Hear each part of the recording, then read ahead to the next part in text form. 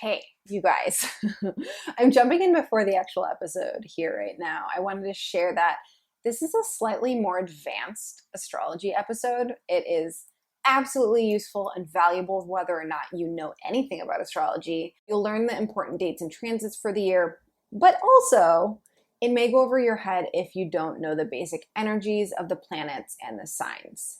We do have an episode on using planetary magic that goes into the planets. So hopefully you've listened to that. If not, we can link that in the show notes. Either way, I hope you enjoy. You can always just use the dates that we sent out this morning in the Magical 2021 Planning Workbook for day 3 of your best year yet.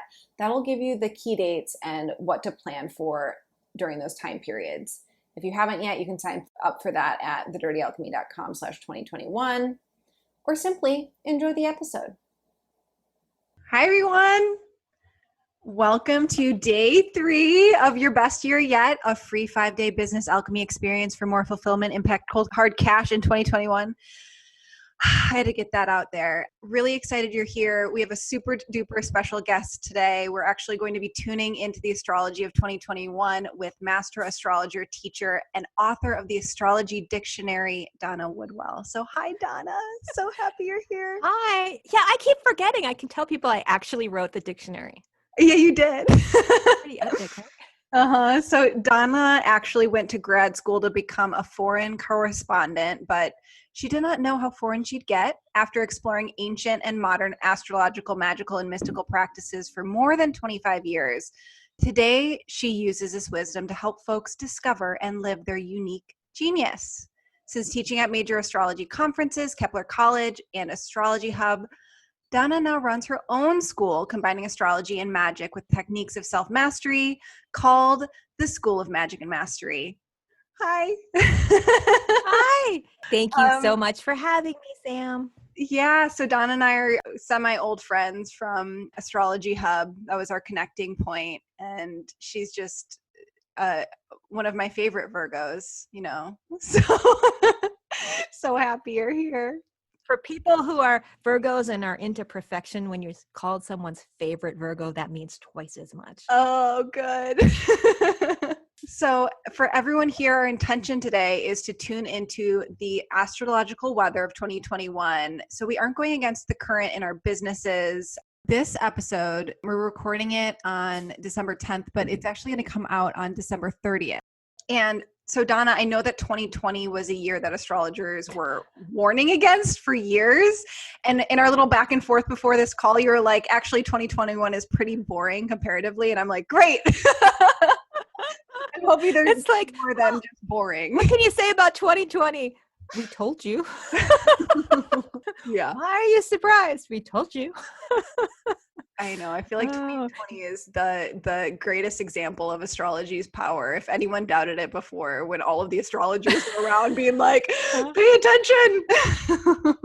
Yeah, I think next time you have to say things like, it's going to be a dumpster fire. So yeah. I know that to be even more blunt next time than to sort of couch it in the, well, it might be a little more difficult than usual. But if you just gotten flashing dumpster fire, you would have gotten a lot more attention. Everything's gonna crumble. I feel like that's how they were describing it anyways, like old systems crumbling. Oh, so it happened. And they were. And they were. So are there any big themes for 2021, just kind of starting with the general broad? Well, between December 14th and December 21st, we have not 1, not 2, not 3. We have 6 of the 7 visible planets changing signs. Now, I have done astrology for almost 30 years, and I have never seen 6 planets change signs in a week. That's like a lot. And it's happening in the context of eclipses that are happening, and this also once in a lifetime alignment called a great conjunction, where the planets Jupiter and Saturn are meeting at the 1st degree of Aquarius. And that December 21st moment is the moment that sets all of 2021 in motion. It's just happening on 12/21 for 2021. And so we're getting a little bit of a preview early for the solstice of what the new energy is going to feel like. And it is radically different than the old energy. Now, we've been in this place for the last, I don't know, it's actually not been just this last year.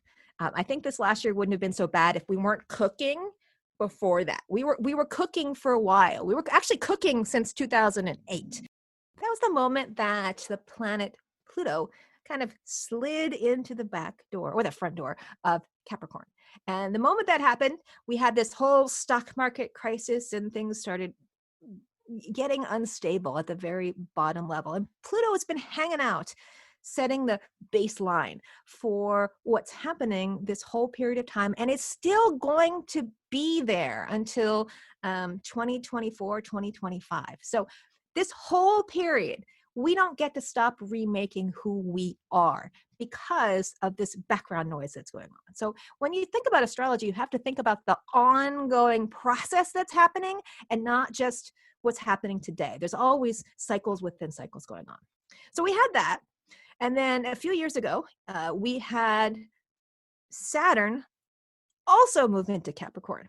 Now, Saturn likes being in Capricorn, but wherever Saturn goes, encourages us to, really get serious and get real with ourselves and get structured. And so a lot of people, when Saturn moved into Capricorn, were like, all right, what do I actually want to do with my life? And they started making changes. They started streamlining. They started moving houses. They started pairing up. They started starting their own businesses so that they had a container. Saturn's really good at building containers, especially when he's in Capricorn. So we had that process already starting to gestate. And then at the beginning of 2020, we had a third planet join the mix, and that was Jupiter. Now, unlike Saturn, Jupiter does not like being in Capricorn. It just doesn't like it at all because Jupiter loves to feel free to expand and explore and reach into all kinds of things. It's the principle that pulls us up and outside of ourselves. And Capricorn is the exact opposite of that. It pulls us down and makes us look at our feet. And so it's like our whole optimistic nature is stumbling over itself. And we feel trapped and confined. And well, what happened in 2020? As soon as a third planet got in the mix, fourth planet got in the mix, because Mars got in there too. And Mars is, in traditional Babylonian philosophy, the plague bringer. So we were trapped and combined, and Mars, the plague bringer, came along. And poof, we are off to the races. And so this was kind of a moment that I'm not sure anybody would have been brave enough to predict a pandemic, because pandemics are so rare. I mean, they happen like once every 100 years or so.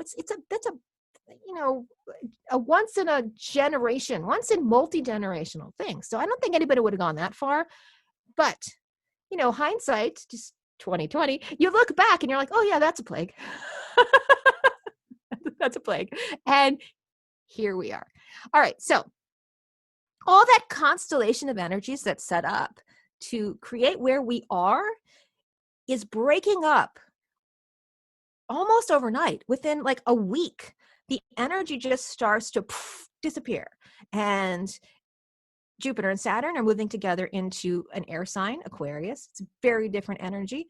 The sun's moving into Aquarius, Mercury's moving into Aquarius, Venus is moving into Sagittarius. It doesn't matter. They're all moving at the same time. And just think about a time when everything in your life was moving. Like you got a new relationship and you got a new house and you started going back to school. And you're like, whoa, what's happening? December, this whole month is about moving into what's new.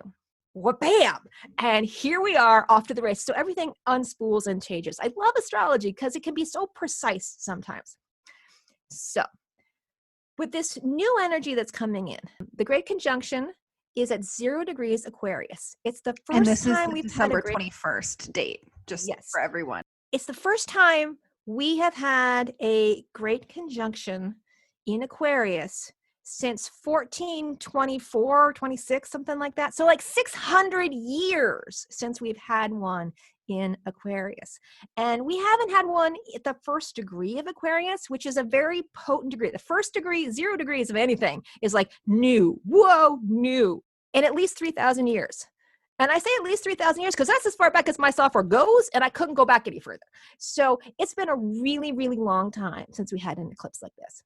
Plus, it's visible. You can, if you got a chance to watch it, I hope you went out around the 21st and saw the 2 planets. It was all over the news, so I hope you didn't miss it. I mean, ABC and NBC and CBN, they're all telling you to go outside. So hopefully you paid attention because they were so close together, they looked like one star. And they are changing the equation because it's an air sign. And that's the signature for next year. Everything that's happening is moving from this earthy, grounded, look at your feet, to communicate and be in the air. And that is such a huge shift. I mean, hold a rock in one hand, hold a feather in your other hand, and notice the difference. That's the difference in the energy that we're experiencing in the next year. So we have Saturn and Jupiter, both in air signs. We have all of the Mercury retrogrades in air signs, and the eclipses are in air and fire. Basically, any way you slice it, we are moving to a time when going fast, communicating, looking at different options, and going forward and not looking back and not being so conservative are your best strategies for moving forward. So this is great if you're an air person and you like that, hey, this, and go here and go there. If you're the type of person who is like, oh, look, a bird, and you get distracted, or you have like too many irons in the fire, it might be a little harder on you because there's going to be less to keep you focused. So if I had one thing I would recommend to every business person is enjoy the freedom that the air is going to bring you. Use it wisely. Use it to revamp your systems, especially technological stuff. We're going to see a pace of technological advancement increase even faster than it was before. And it was going pretty fast, but it's probably being driven by the fact that we're all having to do this online stuff in a way we've never had to do before. And that's all great, but don't allow yourself to have so many fires burning all at once that you burn yourself out, or you behave like a sprinkler and not a laser. Because if you're sprinkling, you're not getting anything done. And so you might need to air signs love to have someone else to communicate with. So it's going to be the year of the mastermind. Anybody who has enough wherewithal to create masterminds to help each other out and to check and balance is going to be golden for what this year is going to need for people. So there is another business tip as a way, go that way. That's a great overview. Such great context. Makes me really excited. One thing I would just from what you had just said is for us as business owners to use this freedom right now to our advantage. And I was curious what you meant by the freedom right now. Metaphorically speaking, in astrology, we're talking about 4 basic elements to the world. There's earth, air, fire, and water. And they all have strengths and weaknesses. They all have plus sides and minus sides. Earth stabilizes things. It gives it a lot of tenacity and lets us, know where we put things and helps us to grow slowly and steadily. Fire heats us up, gets us all enthusiastic, and gets us moving, but doesn't necessarily have follow through. Water blends, has emotions, connects to people, but can feel sorry for itself and get stuck in doldrums. And I don't want to do that because I feel cruddy. It's like, who cares if you feel cruddy? You got to do it anyway if you're going to run your own business. Air's strength is that it can go really fast. It can see lots of possibilities. It loves to network and hold on and hold out to people. Its downside is that is the airbrain, scatterbrained side of the equation, where it can get easily distracted. And so it has follow-through issues just like fire does, but for a slightly different reason. It's just trying to do too much. And it would rather fulfill its curiosity than do what's necessary. So it doesn't like being bored. And for some things we do in business, yeah, they're not always the most fun thing in the entire world, but you got to do them anyway. So people who can help you automate or can help you do things that you may find really boring, also going to find a way into this year. So service people who can make problems other people don't like go away are going to have a great opportunity to fit in somewhere this year. And you can do it online because, again, it rules. And so there's a lot of stuff coming up in the realignment. Essentially, we're going through a paradigm shift. All this is happening at the beginning of Aquarius. And we talk about the dawning of the age of Aquarius. The age of Aquarius, it dawns on a regular basis. It's a growing thing that personally I think has been growing since the Italian Renaissance. And it's just getting louder and louder and louder and louder. But it's really getting to the point where what we're looking around it, we're in the Aquarian age. And this Aquarian great eclipse, the first one we've had in 800 years, is really a sign that we're here. So what you see around you, all the pluses and minuses, that's the Aquarian age. It's not going to get any better. It's not going to get any worse. It's not like the aliens aren't going to come down and enlighten us all of a sudden. We've got to do the work. And that work is being clear and conscious when we're doing whatever we're doing. And if that means being clear and conscious while you're doing your business, excellent. Because this is not the era where you go and live in a monastery and go be spiritual. You better be spiritual where you are right now and paying attention to what you're doing as if it's helping you develop the skills, the focus, the passion, the alignment with your soul purpose, all of that stuff. You better be doing it in your day-to-day life, because if you aren't, when is it going to get done? Yeah, I was going to say the name of the podcast is Business is a Magical Practice. So this is all we're talking about. I love that so much.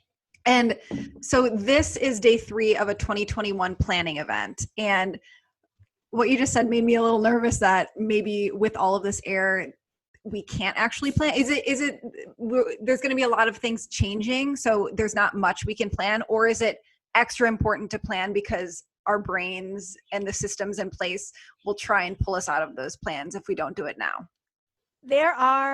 I was listening to or re-listening to the audio version of James Clear's Atomic Habits. And in the beginning of that book, he talks about the 2 kinds of plans. There's the plan for the goals you want to set for yourself. And those high-level goals give you a direction to follow.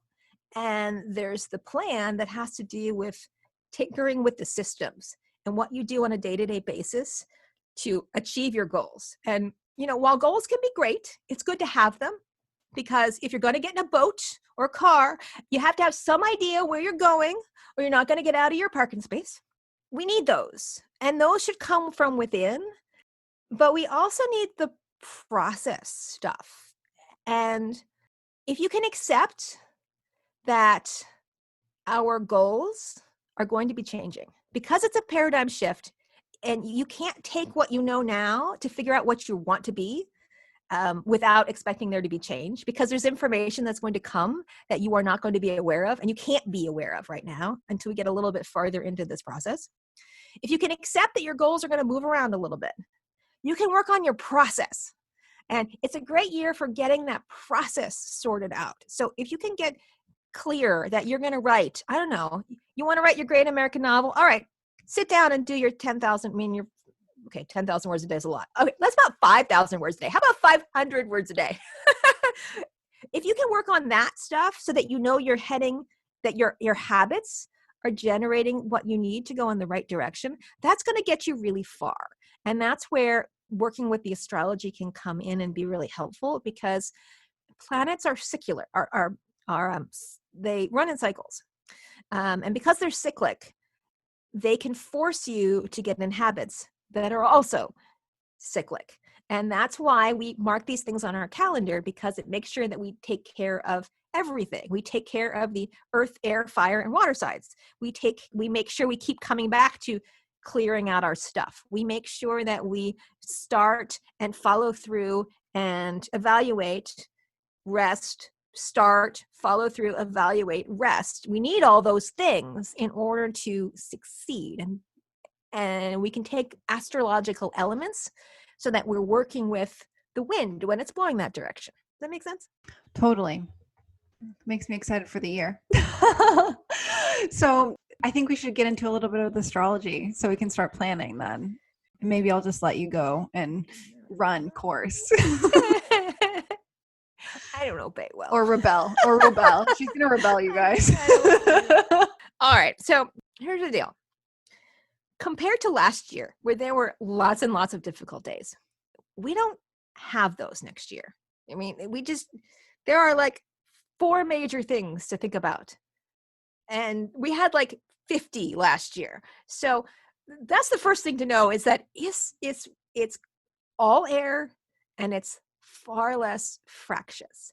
And because Jupiter and Saturn are just switching signs, what that will create is, in the beginning of the year, there's some really long void of course moons.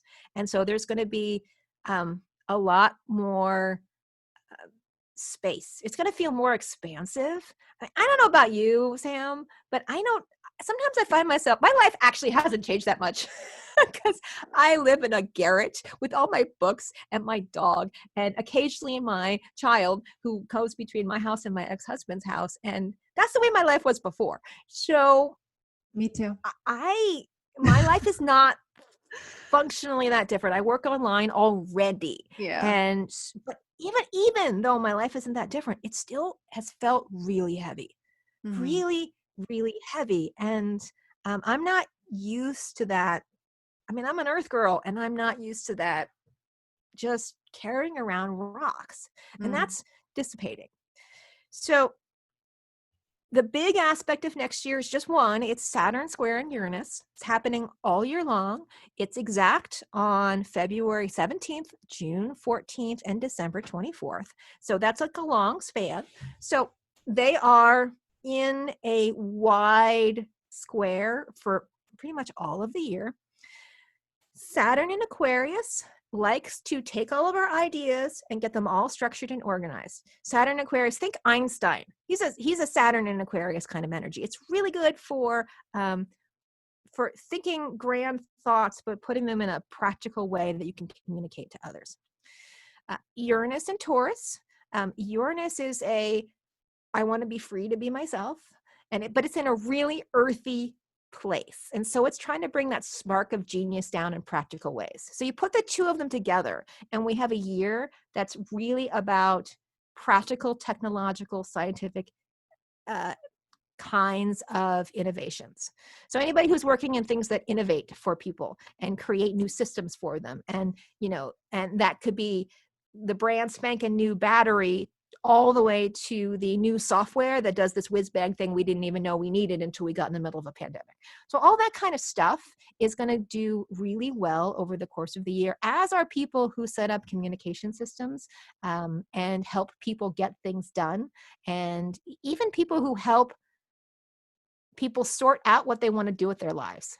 I remember like back in 2016, I was already saying on Astrology Hub things like, hello, we're going to have thousands, hundreds of thousands, and millions of people who are going to lose their jobs because of technology. And well, it's here a little earlier than I expected, but we're here.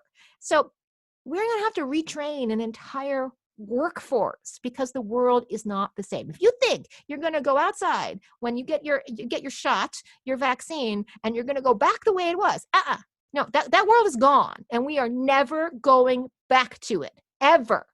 And so if you're one of the people who's lost your job and you're trying to figure out what to do, the energy is going to what's new and figuring out what that means for you. And anybody who can help people figure out what that means for them is going to be in incredible demand over the next, really up until the 2030s. It's going to be a while before we make the full transition, but it starts now. And it starts with these aspects that are happening. So this is where there's all saying, that plants never survive their meeting with reality or something along those lines. Make a plan, make a direction, but understand that because it's so new, you're probably going to have to remake your plan and don't get too attached. That's one of the lessons of Aquarius. It's a fixed sign. And so it wants to be attached, but you can't attach to air, so it's already got the paradox built into it of what it means to attach when it's just air. And we're all going to have to figure that out, like in our bodies, as we move through what this new world is going to look like. Now, Jupiter's also in Aquarius. That is going to lighten up the mood. It's going to make us feel more optimistic. There's going to be a lot more optimism about what's coming. I mean, it'll wear off when Jupiter moves, but we got at least a good year. I'll take it. I'll take whatever we can get. Jupiter is in Aquarius for 287 of the days next year, and it's in Pisces for 78 of them. So when Jupiter is in Aquarius, that's the time you want to be working on your projects and your communication stuff for the 78 days that it is in Pisces, from May 14th to July 28th. That's when you want to take your downtime, because Jupiter in Pisces, it's home. It's home. It's happy there. It doesn't want to do anything. It wants to escape and leave. And so it's almost like we go through the beginning of the year getting all excited. I'm going to do all these things. It's like, oh, but I had all that, like, I could go in my cave when I was in the middle of, I can't go back to my cave. Anyway, so the cave months are June and July of next year, especially because that's also the time when all the planets go retrograde. So we've got all the retrogrades and we've got Jupiter in Pisces. So really time off, take a mid-year break this year, like kind of around the summer solstice.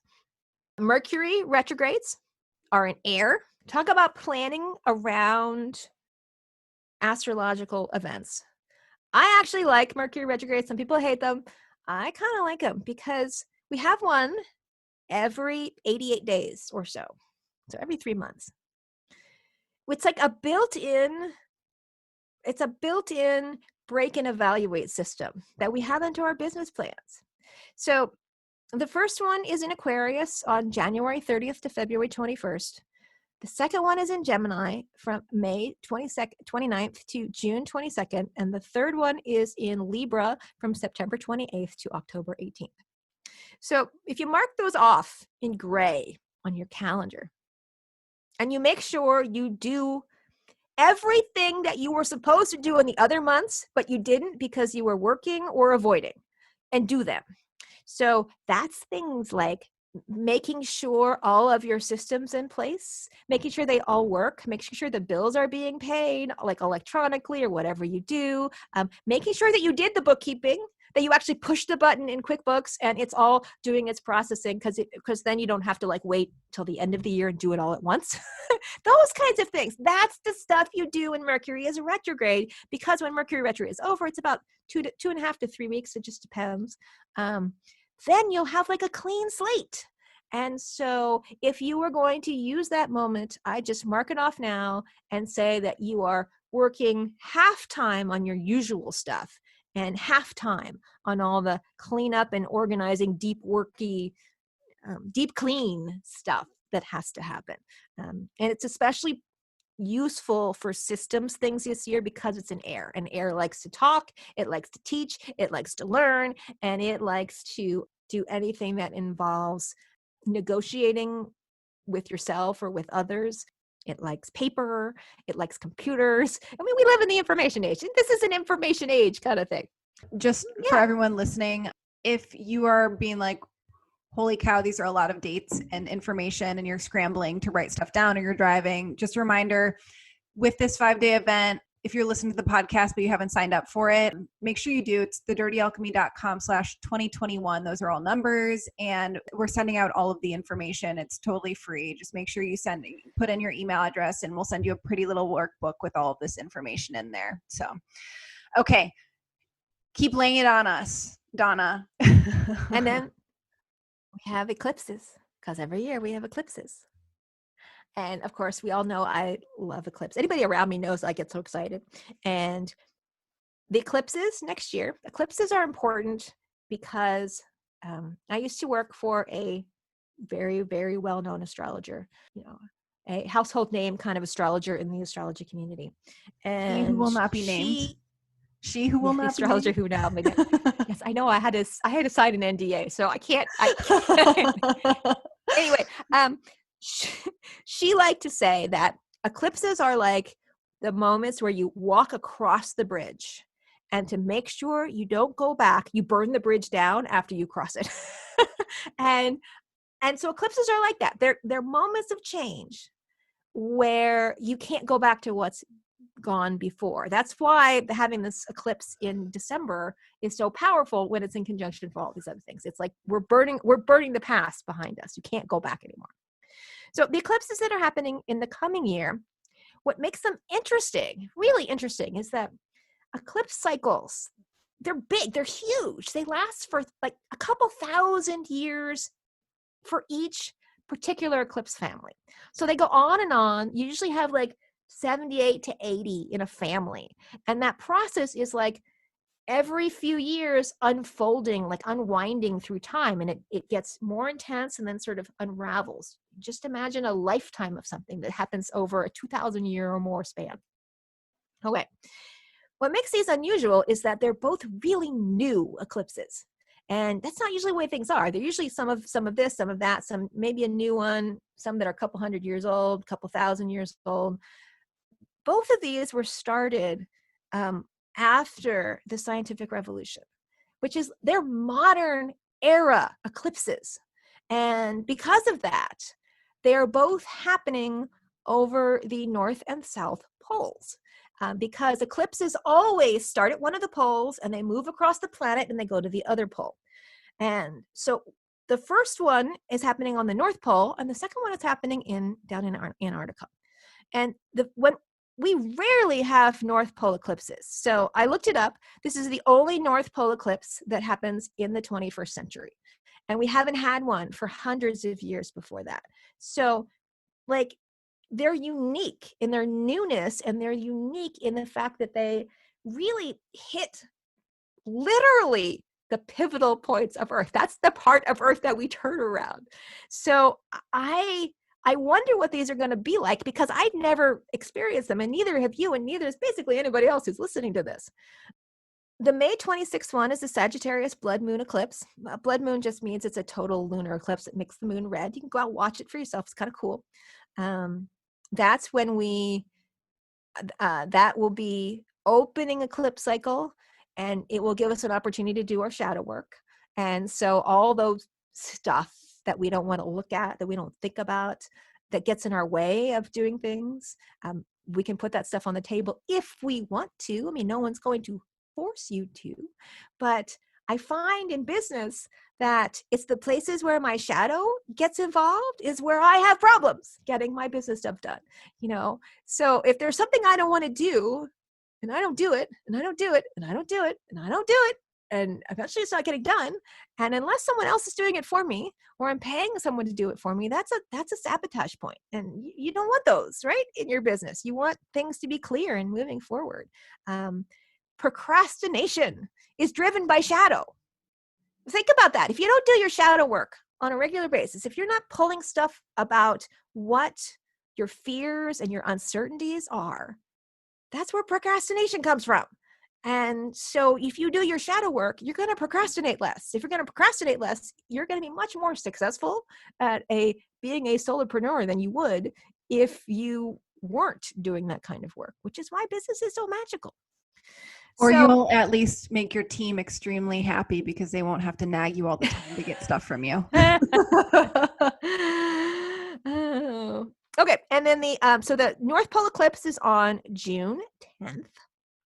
And then the ones that are in the fall are on the 19th and on December 4th. November 19th to December 4th. And so I would set aside this 2-week period. Some wizard at helping people, coaching them to live a more magical life when it comes to business is going to come up with some kind of worksheet with questions that you can ask yourself about revealing your shadow as it relates to business. Wouldn't that be an amazing workbook for somebody to make? and give it out during eclipse season, and so that people can learn how to do their shadow work. That is one of the top questions I get. If you've been around me and eclipses, I've been so jazzed about them for so many years because I'm an astro geek and I geek out on these kinds of things. I always get asked the question of how do I do shadow work? And I assume it's something that people just know and they don't. And so that would be a great tool. Just like you do a bunch of year-end questions to like wrap up your journal and process it, someone needs to do all the questions you ask yourself about shadow and how it can impact your business and make sure it's available, because you should be doing it like a ritual. When we get to shadow season, you will thank yourself for doing your work. And so me and Elizabeth on Team Dirty Alchemy, we were talking about ways to like do support after this event, and we're like, oh, like let's just plan on sending out quarterly like reminder emails to be like how are your plans going, how are your goals going. But I think that's a much better idea of like this is the time to be doing this thing, remember from this episode. Yeah, because if people actually did that, they'd be calling you dirty names. But it would be really good for them. It would be really good for them. And really, those 4 things, that's it. I mean, considering the year that we've had, it feels like we've been on this roller coaster, and we're like, the roller coaster's done and we're coasting and we're going to get off, and then we can decide if we want to get on another ride, because it's not going to stay this way. Believe me, it's going to get more complicated. It's like, this is our little lacuna year to sort of go, what just happened to me? And oh my gosh. So maybe the question I should be asking is what should we be doing in 2021 to set us up for 2022? Is that a good question to ask? I'm curious. Process. Uh-huh. That's what we said at the beginning. Go listen to James Clear and his Atomic Habits. It's a great book. Processes for yourself. It is a good book. Really make processes for yourself that can sustain you no matter what happens. If you want to go further into process, Sam and I were talking before this started. There's this great book. Oh, yes. It was written in 2007 called Get Clients Now. And if you're watching on YouTube, you can see the little cover of it right there. Yeah. Its little subtitle is A 28-Day Marketing Program for Professionals, Consultants, and Coaches. Okay. Really, what she should have put on here was a great big old moon, because the 28 days is exactly one lunar cycle.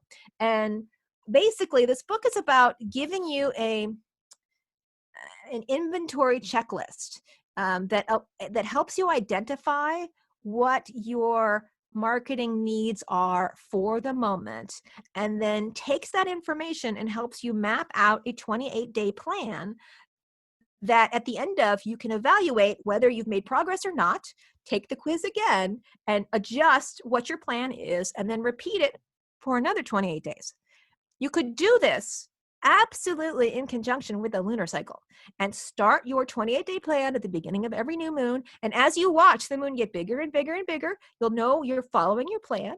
And as it gets darker and darker and darker, you'll know it's time to evaluate and see what worked and see what didn't, and move on. So if you can do stuff like this and get a process for yourself, even if your goals change, even if you aren't 100% certain where you're going, because let's be clear, it's a paradigm shift. When we're in a paradigm shift, the old rules and our old selves are going away, and we can't possibly know where we are going with certainty because it hasn't been invented yet. So we have to reach inside into those places that are dark and where stuff grows and germinates.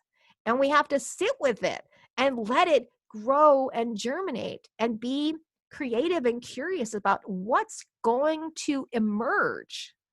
And that's a different way than most people are comfortable with. That's like asking people to work like with their opposite hand. I mean, we like feeling like we're in control with our dominant hand. And we don't get to do that when we are shifting into something new. We have to reach inside and see what comes out.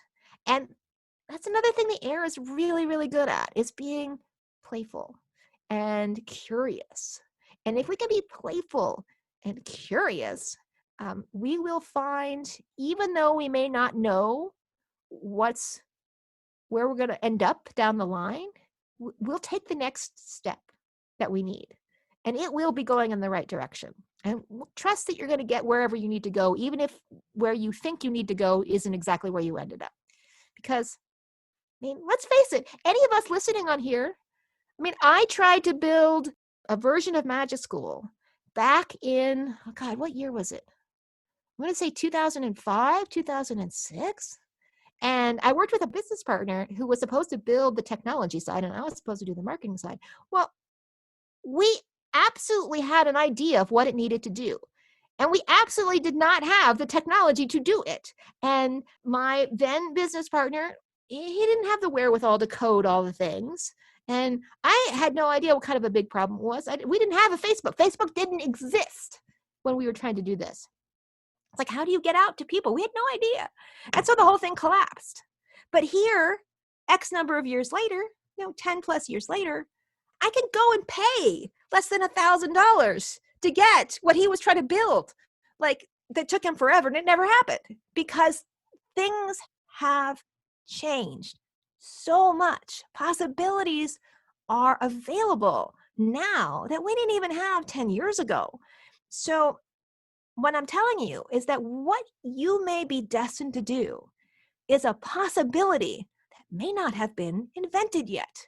And it's especially true right now because things are changing so hyper fast. Just think, Sam, for a moment, all the people who have been locked up in their little houses and their little boxes for the last year, planning and plotting and figuring out, what if?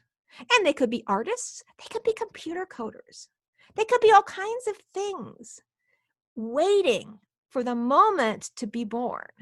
And so when these things get born over the next year, 2 years, 5 years, the world is a different place.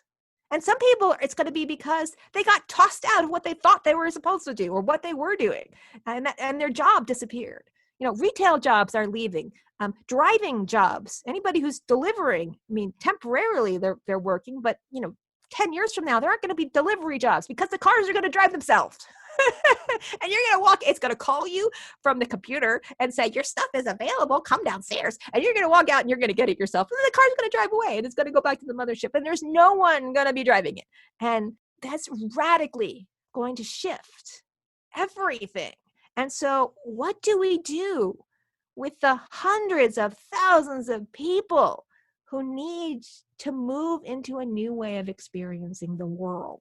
And we're just starting.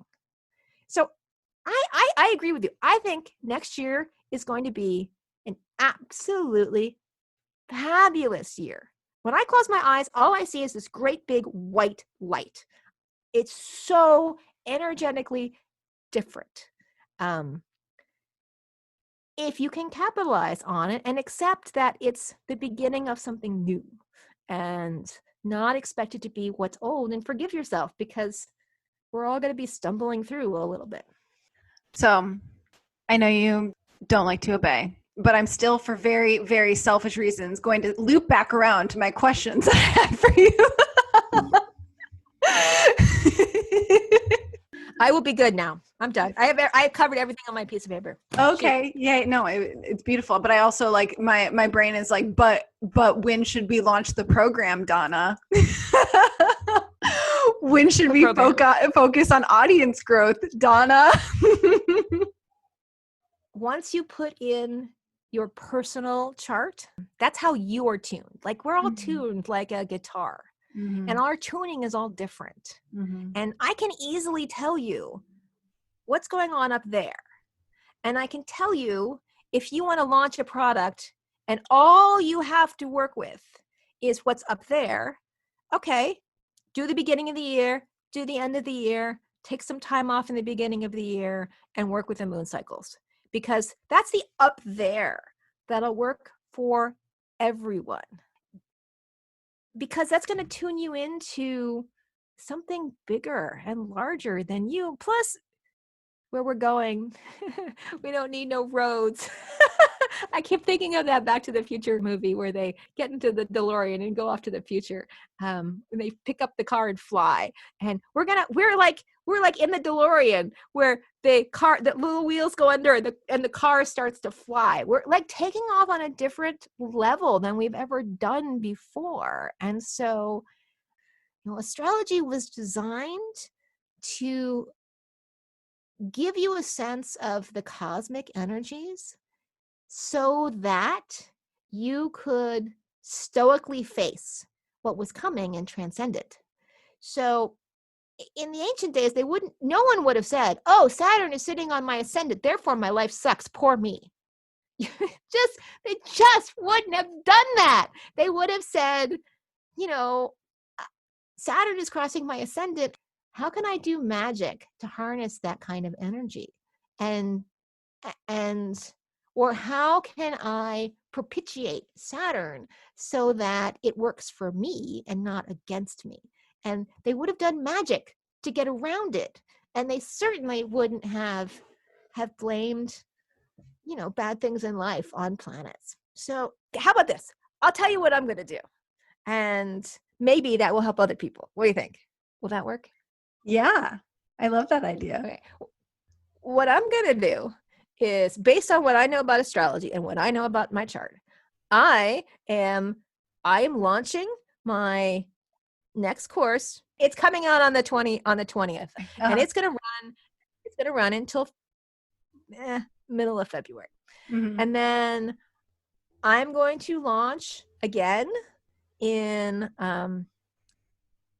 beginning of July, and I'm going to launch again in December. Mm-hmm. So, and I'm picking those things because A, they're with the solstices. B, they fit in with the energies of what's happening right now. Mm-hmm. C, my class is going to be that gives me that space and time between like March and beginning of July, where we're having some downtime built in, where I'm not in crazy course creation mode for a change. And my partner in crime says that I am going to have to take those 3 books that I have written and actually put them out into the world. And so I know I'm going to have to dive into like a different kind of content creation that's going to require me to really hole up and be by myself. But that fits with the energy that's happening. The Jupiter in Pisces wanting to hole up and think of big picture stuff. It fits with my chart, and it fits with all the retrogrades of taking the stuff that I wrote 3 years ago that has been sitting on my computer and doing nothing and actually putting it out there. So that's good retrograde stuff, is take all the stuff you've done before and introduce it to the world. So I know that's how I'm going to use the cycles and when I'm going to have launch times. But what that might mean for everybody else's particular businesses, it kind of depends on where you are. That's why I love books like this, because it lets you identify where you are and match what you need to do with what's going on in the sky. So, I also like that because I feel like not enough people make use of the decaying parts or like the waning parts of most cycles. So it kind of forces you. And I truly think a key to success in business is to evaluate and review, and not enough people talk about it. Close the loop. You don't close the loop. Yeah. And that's what I want to tell people. Like, you want all these astrological dates, I will give them to you, and they are useless to you if you don't have a basic process down. If you can't start, crescendo, close the loop, and start again. If you don't have that basic thing down, it doesn't matter if I give you your personal dates, you can't even do the cycle. And so if you did nothing else for yourself other than this one thing of working with the phases of the moon, which you can get from basically any calendar, and you just have to get a piece of paper and write 28 days of your product cycle and shove it on that piece of paper. And I don't know what it would mean for you. I mean, if it's if you're doing something where you're seeing clients, it depends on, do you have to advertise for clients? Do you not have to advertise? I mean, are you already seeing clients? I mean, it could be see a bunch of clients in the beginning of the month and then spend the next couple of weeks advertising, or evaluating how the last client sessions went, or maybe getting more education if you feel like you didn't learn enough, or sending out all their client stuff. I don't know. It just depends on what you're doing. But if you can envision mapping that cycle of growth, crescendo, release into small bite-sized bits, if you can do that, then you can translate that to adding Mercury retrogrades and using that for the closing the loop cycle, but on a different level. And you can then put in the sun, because the sun goes the same way. It goes from super bright in the summertime to super dark in the wintertime, and over again. And so we have an annual cycle. And we have a Mars cycle on top of that, where it's like a whole 2-year process where we are going and evaluating and changing as we go along, and how we use our energy. So like astrology is like layers and layers of cycles, one on top of the other. And have you ever stood on a dock and looked out at the ocean and seen all the ripples? And it looks like chaos. There's like waves here, waves there, and everywhere. That's what astrology becomes until you separate it out and you realize that it's just one wave is this way, and then one wave on top of it is like a little bit faster and a little bit faster. And when you mush them all together is when you get the complexity. But astrology gives us the ability to pull it apart so that the underlying order that was already there, we can see. And if we can tap into that underlying order, then we know what we need to do. But you're not tapping into the order unless you do it. You actually have to do it at the basic level first before you put in all these bells and whistles. If I hand you a list of here are all the dates, go do it, then nobody does it. I know, because I've seen clients for years. I have had 18 years of clients behind me. And I say, here's what you need to do. Here are your cycles. And then they come back a year later. I'm like, did you do this? No. Well, I hear that 2021 is the year of masterminds. So maybe if someone had all of their cycles written out and they're in a mastermind where there's accountability and communication around it, maybe this would work. Yes, that would be great. That would be absolutely great, because you could meet like once every 21 days or 28 days, and you could fit this. You could put your mastermind in the dark phase of the cycle so that everybody has a chance to synthesize. And don't look at me because I'm not doing it. Mm-hmm. I do this already. We do this. Guys, we're giving you gold. We're giving you gold. But someone, and that's the beauty. It's like, I've been around the astrology community. I know everybody. I know the people who wrote all these books. And I've been on 2 national boards. I was the youngest person on 2 national boards. And I ran away because I recognized that I'm not like other astrologers. I'm not like other astrologers. And it's okay to have a billion service people doing this work. And for some reason, when you talk to groups of astrologers or groups of tarot readers or groups of anything else, there's this feeling of being jealous that other people have clients and I don't have clients, and you're going to steal my clients and all this crazy stuff. That's not just an astrologer industry thing. I know. That's most. I know, but it's pervasive in human experience. But I'm going to tell you, in these helping professionals, let's imagine that, I'll just use the United States because we're both here. There are 333 million Americans right now, and some 40 to 50 million of them might be looking for jobs within the next couple years.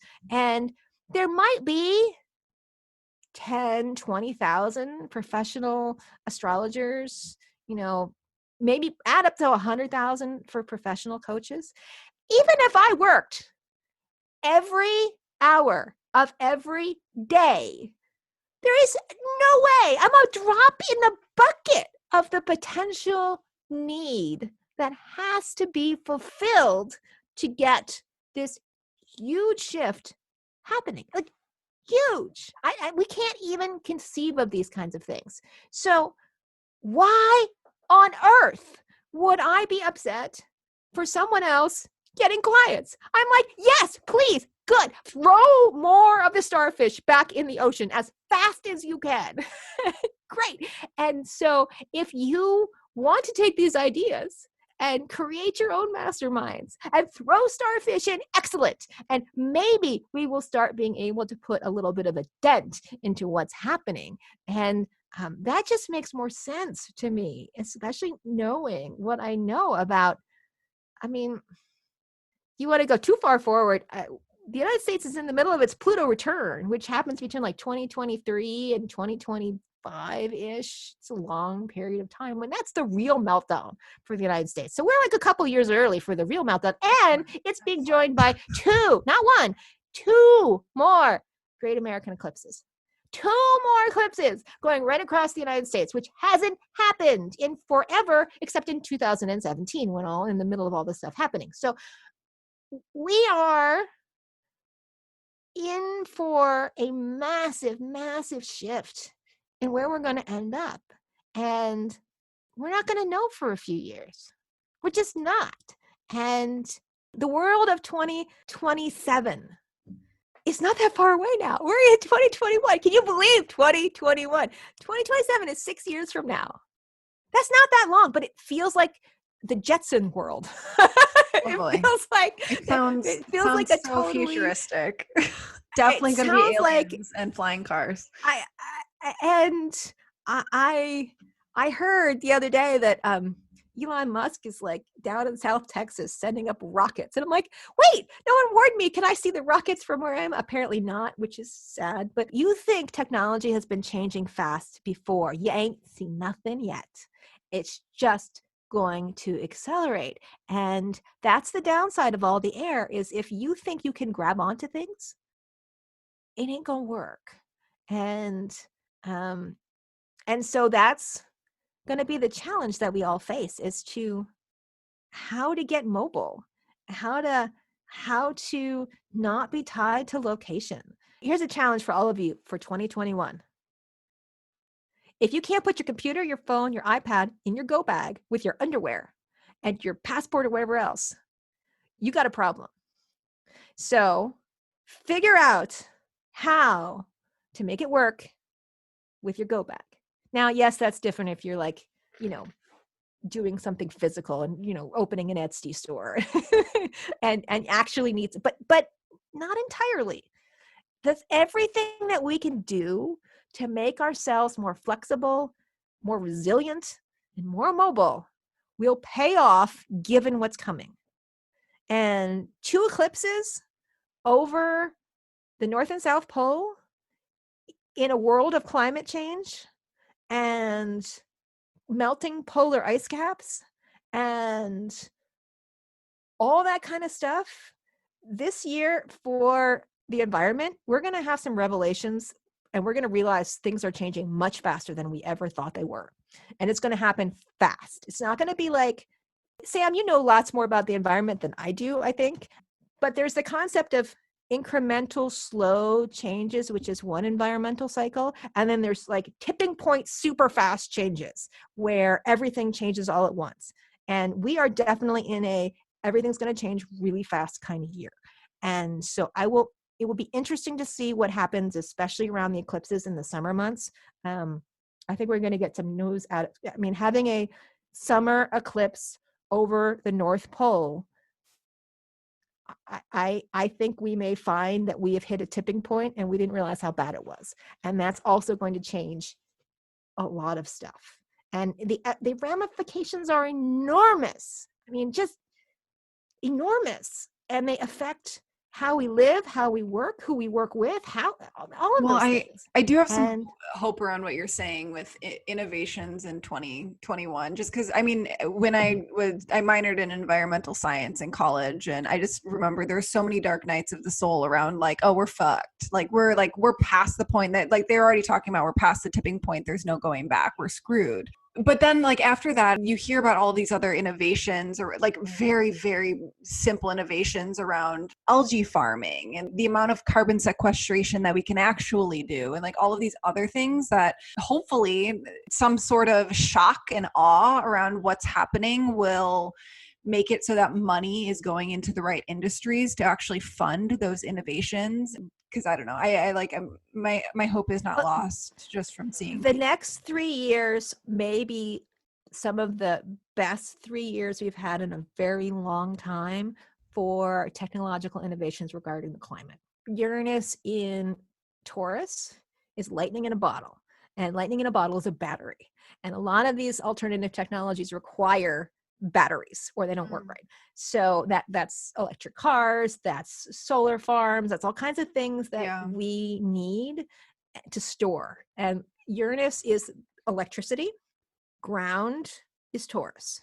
And so anything that puts electricity into a solid state is going to go leaps and bounds over the next few years, and that may change everything. So I'm actually hopeful too. I see the bright light. Eddie's been talking about that for years. He's like, oh, this battery technology, like I'm just waiting to buy these things until they're cheaper because I know like once they're a few years in and they get smaller, it's going to. So he's been talking about that for a while. So it's cool to hear that the astrology reflects that. Oh yeah, the astrology is great for battery technology is going to be huge. Environmental things are going to be huge next year. Mobility in all ways is going to be huge. The need to work in community. That's the other thing about the Aquarian age. We swing from me to we. And when we are in the me years, it's all about what I want, what I need, and things that relate around that. When we are in the we years, we come together collectively and we work on bigger projects. And we have been in an I, me years, really since the 70s. And we're finally coming into a time astrologically where we're swinging back to we. And that terrifies some people because they're like, communist, Marxist people. But we cannot tackle collective projects without we. We can't build pyramids without we. We can't build interstate systems without we. We can't tackle climate change. We can't tackle a pandemic without we. And that's maybe when we look back in history, the gift that this pandemic has brought. Yes, it's brought a lot of death and destruction and tragedy, but it's going to force us to think in terms of we. And that we can be taken to other contexts. Because if we can negotiate to vaccinate a world, then we can negotiate to deal with climate change. And so for that, I'm really hopeful about what some of this is going to bring. Well, and bringing it back to the online business side of things, you already see it in very successful online businesses who are building the tribes, who are building the communities. They're seeing so much success already. And I can only imagine that is foreshadowing this switch into we. It's like if you can find this deeper mission behind your work, if it's suddenly like if you can get out of your head and stop like wondering if this post makes you look stupid or like what will people think of me, and you're driven instead by this deeper mission of how you can help people, and by you not being your full self and your biggest visible self, how is that actually stealing from people who you could seriously help with your work? Amen, sister. So Donna, as I said, the name of this podcast is Business as a Magical Practice, and I would love to hear how you use business as a magical practice. I can't imagine business not being a magical practice. I mean, my whole life is like built around this, and I feel very lucky that I get to help people figure out how their own brain works. That's why it's the School of Magic and Mastery. I didn't want to. I'm not satisfied with, yes, I can teach people how to do tarot. Yes, I can teach them how to do astrology and use a crystal ball and talk to spirits and all the things that go with magic that you might see in any magic book that you pick up. But that's only half of the equation. If you can't learn how to witness what you are doing, if you can't learn how your emotions work, If you can't learn how to move your emotions from this thing to that thing in order to facilitate what you want to accomplish in the world, working spells and, throwing potions around, it's not going to get you anywhere, because it's not empowered. The empowered comes from your conscious connection and awareness to something that's deeper. And business gives us the daily opportunity to practice our self-mastery, because the karma is instantaneous. If I am not mastering my emotions, if I, as you just said a moment ago, am sitting and worried that if I write a blog that no one will love me and all that kind of stuff that prevents me from going and doing, and that gets to procrastinate, guess what? I have no business now. Or if I'm worried that, oh my God, I don't want to advertise what I'm doing because someone may not like me, or again, not self-mastery. Business gives us the opportunity to learn how to think differently, because it immediately rewards us for thinking differently. Plus, it's what we got. I mean, that's the Western way. Let's get clear. We don't have monasteries on every corner that people can go move into, because they don't. And as we move out of the Piscean age and into the Aquarian age, there aren't going to be monasteries on every corner anymore. They're going away. That is the old way of doing things. The new way, that is the Aquarian age, is to be in constant communication with spirit while living your daily life, and learning how to integrate the voice of spirit or your tarot cards or whatever while you are working through your business plans. And I feel really, really fortunate that I've never seen it any other way. My shamanic teacher that I met when I was like 21 years old, 22 years old, the shamanic teaching was her side hustle.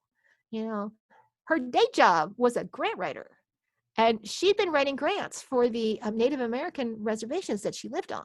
And so I never expected it to be any other way. Basically, she's writing business plans and using business plans as a magical tool for manifestation, because it requires all the same things. It requires you to be aware of your intentions and be clear in your focus and know how to get what you want to accomplish. And, magic is an adjunct. It's not a replacement.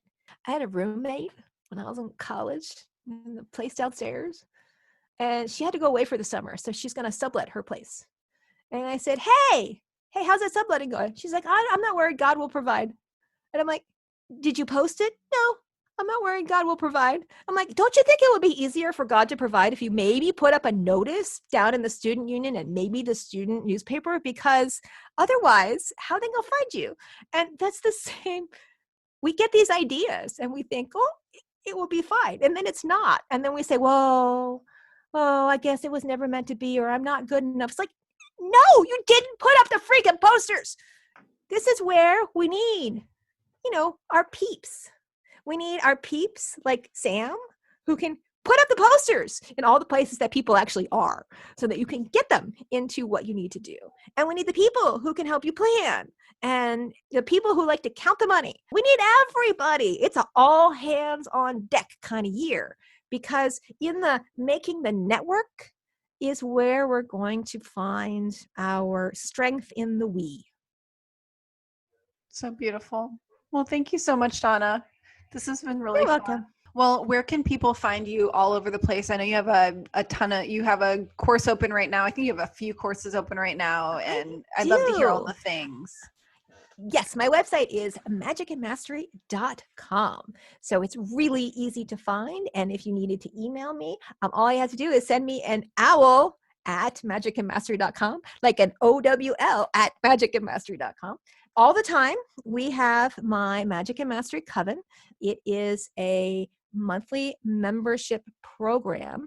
I realized a couple years ago that I had like 60 courses on my computer doing nothing. Like, that was not acceptable anymore. So I have been moving all of my coursework into a place where it's actually accessible. So I'm basically building like Netflix for witchy people, and slowly by making monthly courses available, and monthly ceremonies available, and divination. So if you want to know what's happening month to month, I will tell you, but it's kind of like a month is as far as I go. I give everybody a workbook so they can work through exactly what aspect and what to make of it in their own life, lots of space. And I have monthly coaching, so people can ask whatever they want, and like we mastermind it out. So I have all that built into my coven. But on top of that, I am moving my longer courses online. So I did the tarot course, Magic of Tarot, in the summertime, which was epic. It was like 16 weeks, but people walked away speaking the language of tarot in a way that they never had before. And I even learned things putting together the course again, even though I've been teaching it for like ever. I'm working on my astrology series now. I teach astrology without charts to start with. So we are diving in right now. The course is launching. It's called Planetary Magic. And we start going through all of the planets. You can get a personal relationship with them and put them to work for you, because I am totally about making my whole planetary team, and I give them all jobs. This is your job. Venus, go do this. Mercury, go do that. And we come together on our little planetary board meeting and have like, know that we're moving forward where we need to go. My business plan actually goes into 2022 because I know exactly how much to do. So I'm working on a plan that was created last year, but it's just a really big plan. So after we get all that done, I get to go do the Kabbalah. You're clearly working with the Mars cycle, right? You got that 2-year out thing. There was a lot of information. Yeah. And I had it already on my computer. And so we actually sat down in 2019. I knew at the beginning of 2019, I had to go. I knew it was coming. And I can't wait until I'm in the middle of it. It won't work. So I had to resign from what I was doing and take a few months to get organized, and then make a plan and get some help. And we started rolling. And I'm really grateful because we got our membership up in autumn of 2019. So it's the autumn equinox. You did Northern know Hemisphere's autumn was coming. I did. I know I did. No, I knew it was going to happen. Before that, of course. Yeah, I didn't have a choice. Yeah. So, that's the beauty of astrology. I mean, you can see these big cycles and what's happening. And so when I tell you, make yourself mobile as soon as possible. Yeah. I mean it. Yeah. I mean it, because it's coming. And no, you don't have to do it like right this second. But if you're not mobile by like 2025, there's a problem. Yeah. So, and I don't mean to scare people. I'm not a scary person. I'm not like terrify people. But the world is changing and we're not going back. And we have to adapt, because we little humans are not in charge of everything. And because of that, it's not personal.